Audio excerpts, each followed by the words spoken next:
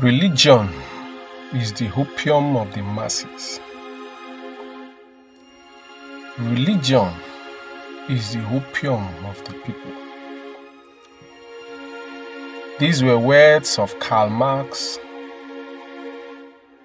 many years ago, I think about 200 years ago. The statement was attributed to Karl Marx, I think around 1843. If you look at the time, that should be about 200 years ago. But how true is it that religion is the opium of the masses? The Minister of Defense, General Musa Christopher, retired, said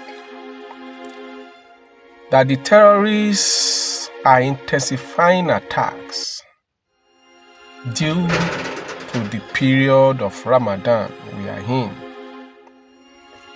because they believe that if they die, they are going to die as martyrs. That is to say, dying as holy one in the course of doing God's work. Who did this to us in Nigeria? Who exactly did this to us? It's unfortunate how religion has been weaponized, how religion has become a weapon of terrorism and a justification for evil action. Of course, if you go to my page and you look at my videos, which I want you to do, like, share, and comment on them, you would see that I have never commented on anything that is close to religion, because I know how sensitive religion could be in Nigeria. But the fact remains that religion is one of the major problems we are having in Nigeria. Religion. So how do we run away from it? A retired general, a minister of defense, are we going to say he doesn't know what he's saying? Then another top-ranking military officer also said that if you look at the timing of the attacks, you will see that they've shifted the time, because there's what they call night of power.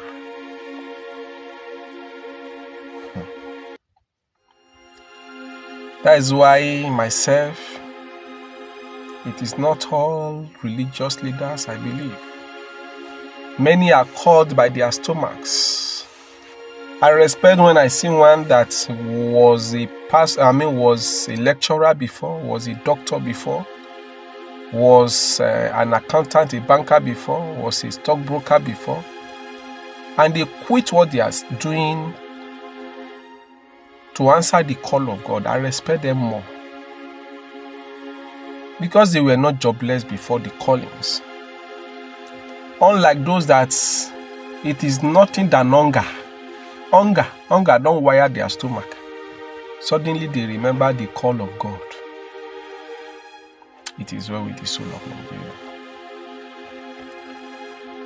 But what are we going to drive at today? Should we continue like this? Using religious basis to perpetrate evil in the society? Killing in the name of God? Cheating other people by using God's name? Duping people by pretending to be a pastor? The other time, a religious cleric said that Remi Tinubu, the wife of the President of the Federal Republic of Nigeria, Ahmed Tinubu, should be slaughtered, should be killed, because she is a Christian. Religious justification. Who did this to us in Nigeria? I am not saying there is no God. With my life experience, you can't tell me today there is no supreme being. I know there is. and I believe it. And I will serve him in the way that is pleasing to him. I will serve him in a way that will not affect my neighbor's life negatively.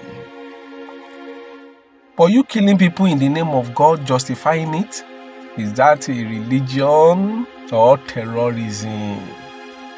And it's unfortunate that, of course, with what we were taught in political science, terrorism has no religious border. They can only hide under religion to carry out, the objective of terrorism. But what am I driving at?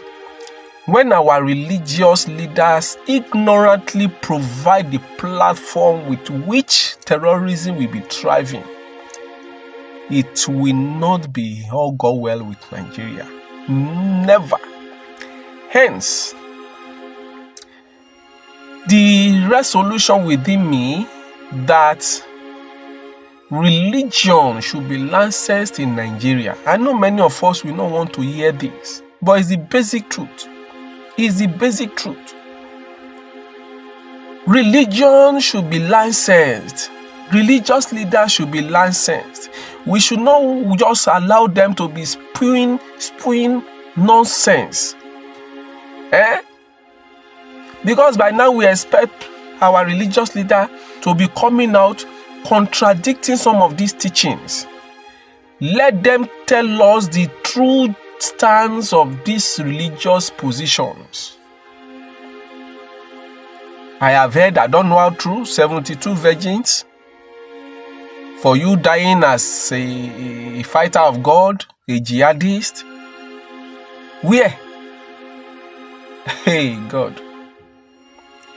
And I think probably subsequent video I should be talking about that.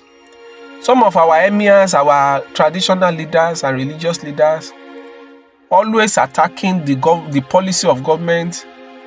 Why should there be naval base? Why should there be military base for foreign Western countries in Nigeria? I don't know if they are aware that some of these countries they run to, for example, Saudi Arabia, taking our money there, if they know that American troops are present on ground, if they are aware that America has bases, you hate America, you love Saudi Arabia, but Saudi Arabia loves America, investing billions of dollars in America, and you hate America. Some of the places you go to worship over there, American troops are present on ground. Thank God, I won't say thank God, it's not a good thing. War is never a good thing, and I won't pray for it. But I think with the Iran-American-Israeli war going on, it has exposed so many of these things. How America has military bases in most of these Islamic nations, yet you hate America. Yet you don't want America to support Nigeria to come and fight because they are your brothers. It's high time we woke up from this religious deception.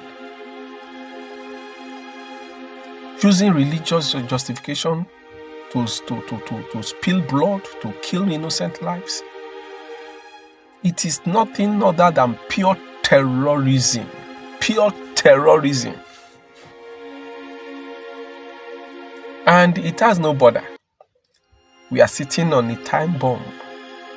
Imagine children that were born in since 2009 in Sambisa Forest. They've never had contact with the larger society.